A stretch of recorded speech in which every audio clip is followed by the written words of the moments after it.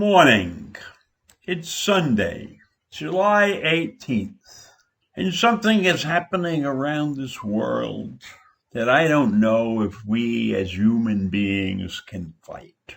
I'm talking about Mother Nature, who was on a rampage unseen in my lifetime.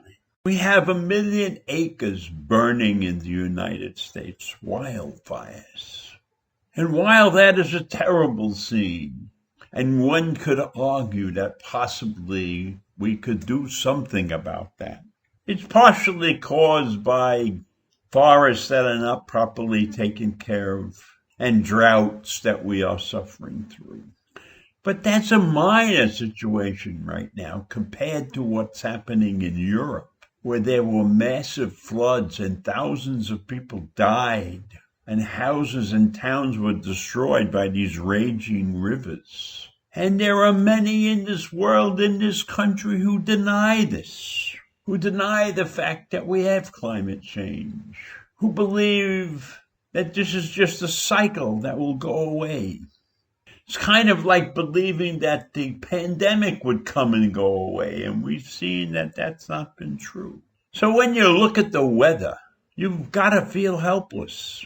I know I feel helpless, and all I'm dealing with right now is temperature that's around 100, and it's muggy here on Long Island. But I have an air-conditioned house, and so I'm okay. And I'm up on a hill deliberately, because I knew when it snowed and it melted and it ran down the hill that there was a chance that people at the bottom of the hill would get water in their basement. And I had a woman that worked for me that lived in Freeport, right on one of the canals. And when I went to her house, she showed me the watermarks in her basement. And I said, "Why don't you move? This doesn't seem right." And she said, "It's okay. We're safe. And we love the water." So there are people that will accept their fate when the weather turns on them. But I can't see any reason why we are not doing more about this. This is a serious problem. And we've got this climate control thing, this climate council or whatever they want to call it in Paris, France. And we left them for 4 years. Now we're back in, but I don't know whether it would have made any difference if we stayed in for those 4 years. Because there are many countries in this world that are not really participating in climate control. They're not trying to get rid of their coal mines or their oil wells. They're not switching over to electric vehicles, etc. And I think maybe we've gone too far. Maybe the climate control has gotten out of hand. We haven't put enough effort into it as of this moment. But I can tell you it's got to be scary. It's got to be very scary if you don't know when it's going to strike next, and you can't stop it.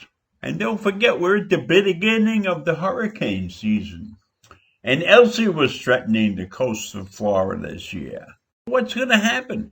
What are we facing for the rest of our civilization? If it survives Mother Nature, she can be a beautiful thing. When the sun is shining and it's breezy and you're on the beach somewhere or in your backyard having a barbecue with your friends, it can be a wonderful thing when the weather is nice and calm.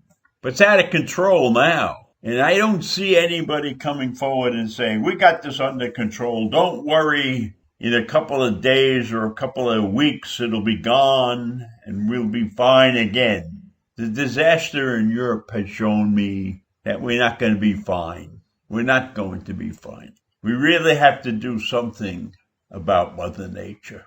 And I don't know what that is. And maybe instead of sending men off into space, we should be worrying more about how to fight Mother Nature. Maybe that's the answer. If we go into space, we might find out something that we haven't seen on Earth, and we will know what to do about Mother Nature. So meanwhile, today I'm going to sit in the house where it's air conditioned and the temperature might be 103 outside. But I only have to make a quick journey someplace this morning. And then I'll be inside watching the end of the British Open. Britain wasn't affected by the flood, so they have the British Open going on. And I'm a big golf fan. I used to play, So I'll watch the end of that today. And I'll hope that they can find more survivors from the floods that struck Europe. But they were pretty bad. If you saw the pictures of the helicopters picking people up off the roofs of houses, and how many helicopters do they have? Do they have enough helicopters to pick up all the people off the roofs? No. And these giant vehicles, tank-like vehicles, riding through 6 feet of water to get to people. A scary sight, a scary thought.